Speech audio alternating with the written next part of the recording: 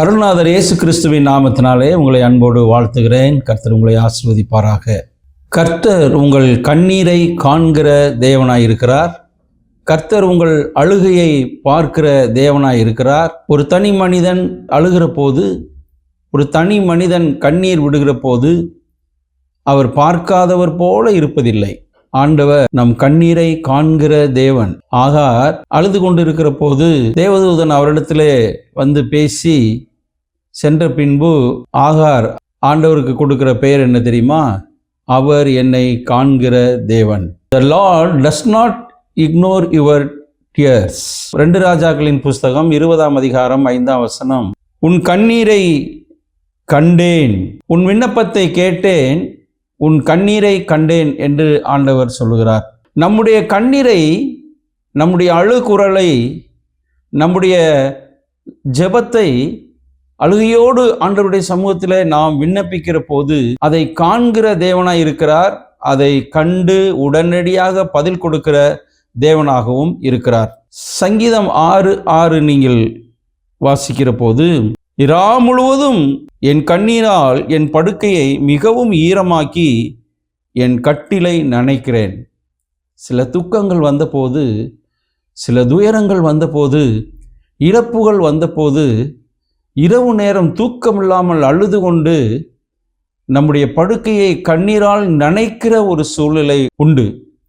அப்படிப்பட்ட ஒரு சூழ்நிலை நம்முடைய வாழ்க்கையில் ஏற்பட்டிருந்தாலும் கூட தேவன் இந்த நாளிலே உங்கள் கண்ணீரை காண்கிற தேவனாய் இருக்கிறார். அந்த கண்ணீருக்கு தேவன் பதில் கொடுக்கிறவராகவும் இருக்கிறார். பிரசங்கி 4:1 சாலமோன் ஞானி சொல்கிறான், ஒடுக்கப்பட்டவர்களுடைய கண்ணீரை நான் கண்டேன். அன்புக்குரியவர்களே, இந்த உலகத்தில் நமக்கு வாழ்கின்ற இந்த வாழ்க்கையில் அநேக நேரங்களிலே சில கண்ணீர் வடிக்க வேண்டிய ஒரு சூழ்நிலைகள் நமக்கு உண்டு. நெருக்கத்தினால் ஏற்படுகிற கலக்கம், வேதனையினால் ஏற்படுகிற மனவேதனை, கைவிடப்பட்ட நிலையில இருக்கிற போது எதிர்காலத்தை குறித்த ஒரு மிகப்பெரிய கலக்கம், நஷ்டங்கள் ஏற்பட்டிருக்கிற போது அதனால் தாங்கிக் கொள்ள முடியாத ஒரு மனவேதனை, துன்பங்கள், துயரங்கள், இவைகளினால் துவண்டு போயிருக்கிற ஒரு நிலை, ஆபத்து நம்மை அணுகின போது உதவுவார் இல்லாத நிலையில நாம் துடித்து போயிருக்கிற ஒரு நிலை, நம்மை ஏளனமாக நடத்துவதனாலே நமக்குள்ளே ஏற்பட்டு இருக்கிற ஒரு அவமானம், பிறர் அவமானப்படுத்தினதுனாலே நாம் கூனி குறுகி போயிருக்கிற நிலை, எதிர்பார்ப்புகள் நமக்கு நிறைவேறாததினாலே ஏமாற்றமான ஒரு நிலை, தோல்விகளினால் துவண்டு போயிருக்கிற நிலை, திருமணமாகவில்லையே என்கிற தடையினால் இன்றைக்கு அநேகர் கண்கலங்கி நிற்கிற நிலை, இப்படிப்பட்ட சூழ்நிலைகளிலே கண் கலங்கி கண்ணீரோடு நிற்கிற அன்பான சகோதரன சகோதரியே, ஆண்டவர் இந்த நாளில் உன் கண்ணீரை காண்கிற தேவனாய் இருக்கிறார். உன் கண்ணீரை பார்த்து ஆண்டவர் உன் கண்ணீருக்கு ஒரு மாறுதலை, ஒரு விடுதலையை கொடுக்கிற தேவனாய் இருக்கிறார். ஆகினால தேவனுடைய பிள்ளைகளே, நம்முடைய வாழ்க்கையில் வருகிற கண்ணீர், துக்கங்கள், துயரங்கள் எல்லாவற்றிற்கும் ஒரே ஒரு விடுதலை தருகிற நாயகன் இருக்கிறார். அவர்தான் இயேசு கிறிஸ்து. ஆண்டவர் எல்லாருடைய முகங்களில் இருந்த கண்ணீரை துடைப்பேன் என்று ஆண்டவர் சொல்கிறார். இந்த பூமியில துயரப்படுகிறவர்கள் பாக்கியவான்கள், அவர்கள் ஆறுதல் அடைவார்கள். துயரம், துக்கத்தில் கண்ணீரோடு இருக்கிற நீங்கள் நிச்சயமாய் தேவனுடைய அரவணைக்கும் கரத்தினாலே ஆறுதல் அடைவீர்கள். ஆறுதல் நமக்கு கொடுக்கிற தேவன் ஆண்டவராய் இயேசு கிறிஸ்து மாத்திரமே. தனிப்பட்ட மனிதனுடைய கண்ணீரை ஆண்டவர் காண்கிறார். மார்க்கு எழுதின நற்செய்தி நூல் 9:17-20 வசனங்களில் வாசிக்கிற போது, தீய ஆவி ஒரு பிள்ளையை பிடித்து கொள்கிறது. அந்த தகப்பன் சொல்கிறான், என்னுடைய மகனை தீய ஆவி பிடித்ததினாலே அவன் பேச்சு அற்றவனாய் மிகுந்த வேதனைப்பட்டு கொண்டிருக்கிறான். அவனை நீங்கள் சுகப்படுத்த வேண்டும் என்று ஆண்டவரிடத்திலே கொண்டு வந்து விடுகிறார். அப்பொழுது அவன் கண்ணீரோடு விண்ணப்பம் பண்ணுகிறான். ஆண்டவரிடத்திலே அழுகையோடு விண்ணப்பம் பண்ணுகிறான். ஆண்டவரே என்று சொல்லி அழுது கண்ணீர் விடுகிறான். என் பிள்ளைக்கு ஒரு விடுதலை வேண்டும், சுகம் வேண்டும், குணம் வேண்டும். துடிக்கிறதை பிள்ளை துடிக்கிறதை, வேதனையில் கதறுகிறதை இந்த தகப்பனால் பார்க்க முடியவில்லை. ஆண்டவரிடத்தில் கண்ணீரோடு கதறுகிறான். கர்த்தர் அந்த மகனுக்கு பூர்ண சுகத்தை கொடுக்கிறார். ஒரு தனி மனிதன் கதறினாலும் கர்த்தர் அவருடைய கண்ணீரை கண்டு விடுதலை கொடுக்கிற தேவனாயிருக்கிறான். லூக்கா 7ஆம் அதிகாரம் 36 44 வசனங்களை வாசிக்கும் போது ஆண்டவராய் இயேசு கிறிஸ்து ஒரு பரிசேயன் வீட்டிலே போஜனத்திற்காக அங்கே அவர் அழைக்கப்பட்ட போது அங்கே போயிருக்கிறார். அப்பொழுது ஒரு பாவியான ஒரு பெண்மணி ஆண்டவருடைய பாதத்திற்கு அருகிலே பின்பக்கமாய் நின்று அழுது கொண்டிருக்கிறாள். அந்த பெண்மணி ஆண்டவருடைய பாதத்தை தன்னுடைய கண்ணீரால் நனைத்து, தன்னுடைய தலை முடியினால் அதை துடைத்து, ஒரு பரிமள தைலத்தை ஊற்றி அந்த தன்னுடைய தலைமயிரினால் துடைக்கிறதை பார்க்கிறோம். இப்போ ஆண்டவர் கண்ணீரோடு நிற்கிற அந்த பெண்மணியை பார்க்கிறார். தன்னை பாவி, மோசமானவள் என்று இகழ்ந்த கூட்டத்திற்கு நடுவே இவள் அழுகையோடு நிற்கிறாள். வேறொன்றும் அவள் ஆண்டவரிடத்தில் கேட்கவில்லை. அவள் உள்ளத்தை ஆண்டவர் பார்க்கிறார். பார்த்துவிட்டு சொல்கிறார், மகளே திடன்கொள், உன் பாவங்கள் உனக்கு மன்னிக்கப்பட்டது என்று சொல்லுகிறார். ஆண்டவரிடத்தில் கண்ணீரோடு வருகிற போது மற்றவர்கள் நம்மை பாவி என்று இகழ்ந்து எள்ளி நகையாடின போது அந்த பெண்மணிக்கு ஆண்டவர் பாவத்தை மன்னித்து ஒரு விடுதலை கொடுக்கிறார். நம்முடைய வாழ்க்கையிலும் யாரெல்லாம் நம்மை எள்ளி நகையாடுகிறார்களோ அவர்களுக்கு முன்பாக கர்த்தர் நம்மை உயர்த்துகிறவராயிருக்கிறார். கர்த்தர் நம்முடைய பாவங்களை மன்னித்து நீதிமானாய் மாற்றுகிறவராயிருக்கிறார். ஆகையினாலே தனி மனிதனுடைய கண்ணீரை தேவன் அலட்சியப்படுத்துவதில்லை, அதை இக்னோர் பண்ணுவதில்லை. ஆண்டவர் பதில் கொடுக்கிறார். 2 ராஜாக்கள் 20ஆம் அதிகாரம் 5ஆம் வசனத்தை நீங்கள் வாசிக்கிற போது எசேக்கியா ராஜா தன்னுடைய மரண நாள் குறிக்கப்பட்டு விட்டது என்ற செய்தியை ஏசாயா தீர்க்கன் எசேக்கியாவுக்கு வந்து சொல்லுகிறான். தனக்கு மரணம் வரப்போகிறது என்கிற நிச்சயத்தை அவன் தெரிந்து கொண்டதினாலே அவன் ஆண்டவரிடத்தில் அழுது கதறி கண்ணீர் விடுகிறான். மிகுந்த கண்ணீரோடு அவன் அழுகிறான். ஆண்டவர் அவன் கண்ணீரை பார்க்கிறார். சொல்லுகிறார், உன் விண்ணப்பத்தை கேட்டேன், உன் கண்ணீரை கண்டேன். இதோ உனக்கு 15 வருடங்களை வாழ்நாளிலே நான் கூட்டி கொடுக்கிறேன் என்று ஆண்டவர் சொன்னார்.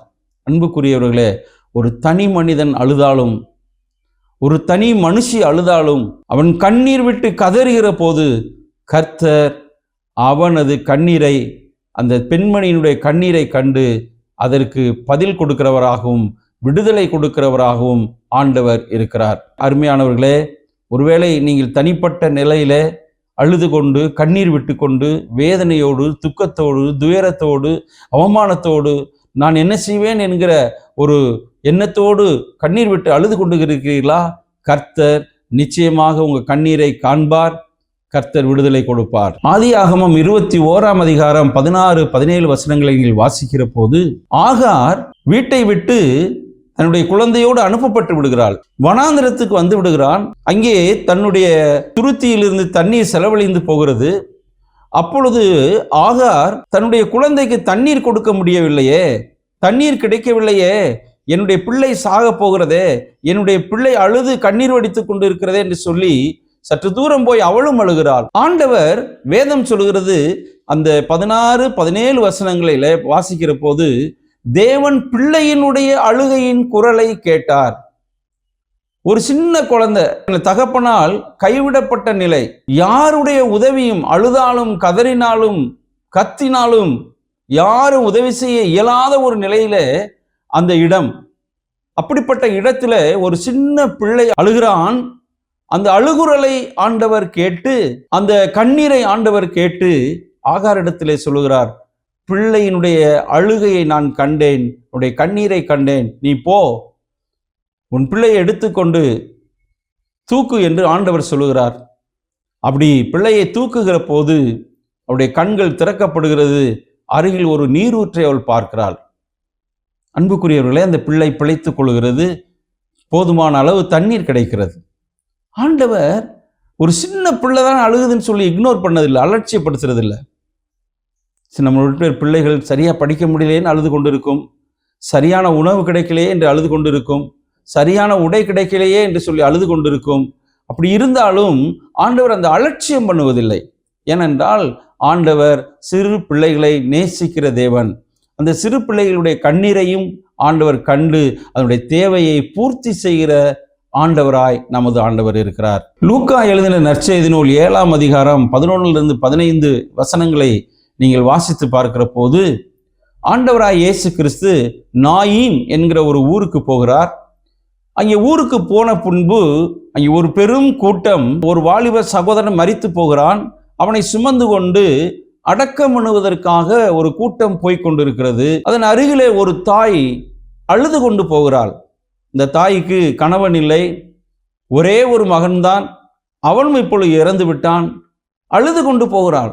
அந்த கண்ணீரை ஆண்டவர் பார்க்கிறார். அந்த தாயினுடைய கண்ணீர், அழுகை, கூக்குரல் பார்க்கிறார். ஆண்டவர் பார்த்து, மகளே அழாதே என்று ஆண்டவர் சொல்லுகிறார். சொல்லிவிட்டு அந்த பாடையை தொட்டார். தொட்ட உடனே பாடையை சுமந்தவர்கள் நின்றார்கள்.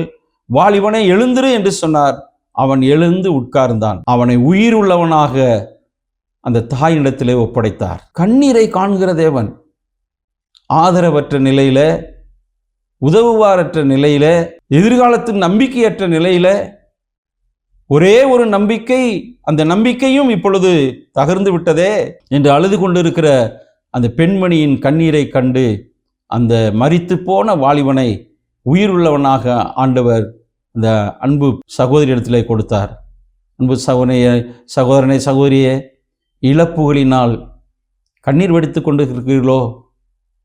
இழப்புகள் மீள முடியாத ஒரு துயரத்தில் அழுது கொண்டு இருக்கிறீர்களோ?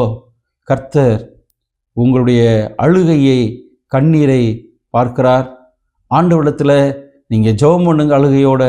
கர்த்தர் உங்களுடைய விண்ணப்பத்தை கேட்பார், உங்கள் கண்ணீரை துடைப்பார். யோவான் 11ஆம் அதிகாரம் 32 to 35 வசனங்களை நீங்கள் வாசித்து பார்ப்பீர்களே ஆனால், லாசரு என்கிற ஒரு சகோதரனை இழந்த மார்த்தாளும் மரியாளும் அழுது கொண்டு இருக்கிறார்கள். ஆண்டவர் நேசித்த அந்த குடும்பம். ஆண்டவர் லாசரு இறந்த பின்பு 4 நாள் கழித்து அந்த இடத்திற்கு செல்கிறார். மரியாள் அவளோடு இணைந்து ஆறுதல் சொல்ல வந்திருக்கிற யூதர்கள் எல்லாரும் ஓடி போய் இயேசுனுடைய பாதத்தில் விழுந்து மரியாள் அழுகிறாள். கூட வந்தவர்கள் எல்லாரும் அழுகிறார்கள். வேதம் சொல்லுகிறது, ஆண்டவர் தன்னுடைய ஆவியில் கலங்கி கண்ணீர் விட்டார். அன்பானவர்களே, ஒரு குடும்பமாக அவர்கள் கண்ணீரோடு இருக்கிறார்கள். இந்த குடும்பம் கண்ணீரோடு ஆண்டவரிடத்தில் வந்து விழுந்து கதறுகிறார்கள். அப்பொழுது ஆண்டவரும் நொறுங்கி கண்ணீர் விட்டதாக நம்முடைய வேதம் பதிவு செய்துள்ளது.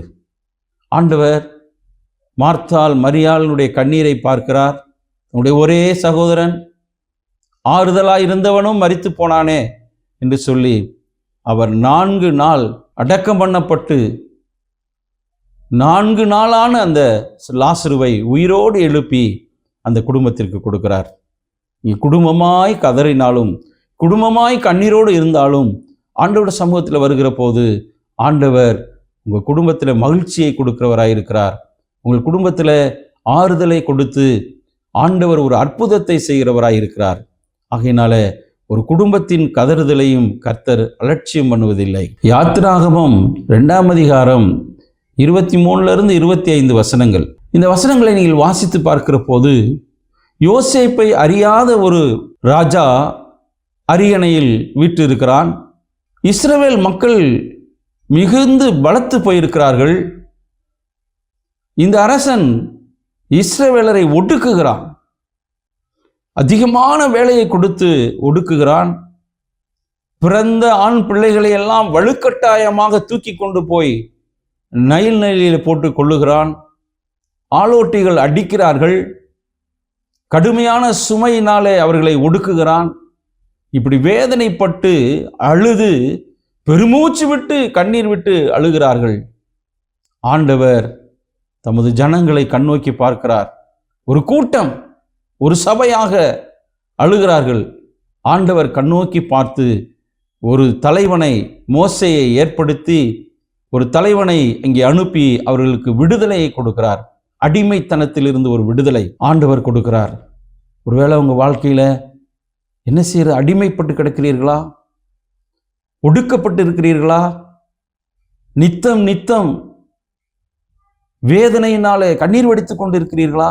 ஆண்டவர் உங்கள் கண்ணீரை பார்க்கிறார். ஆண்டவர் உங்கள் கண்ணீருக்கு ஒரு விடுதலையை கொடுக்கிறார். உங்கள் வாழ்க்கையில ஒரு சமாதானத்தை கர்த்தர் கொடுக்கிறார். அன்னால் அழுது கொண்டு இருந்தால் அவமானம், மலடி என்கிற ஒரு அவமானம், பிள்ளை பெற முடியாத ஒரு மலடி என்ற ஒரு கேவலமான பேச்சு, தன் வீட்டுக்குள்ளேயே அந்த அவமானம்.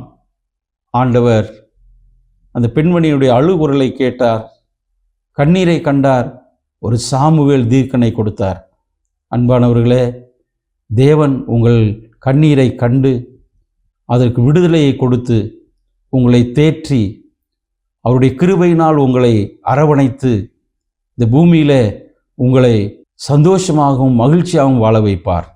உங்கள் கண்ணீரை காண்கிற தேவன், உங்கள் ஜெபத்தை கேட்கிற தேவன். அவரிடத்திலே வாருங்கள், கர்த்தர் உங்களுக்கு விடுதலையையும் நிம்மதியையும் கொடுப்பார். கர்த்தர் உங்களை ஆசீர்வதிப்பாராக. ஆமென்.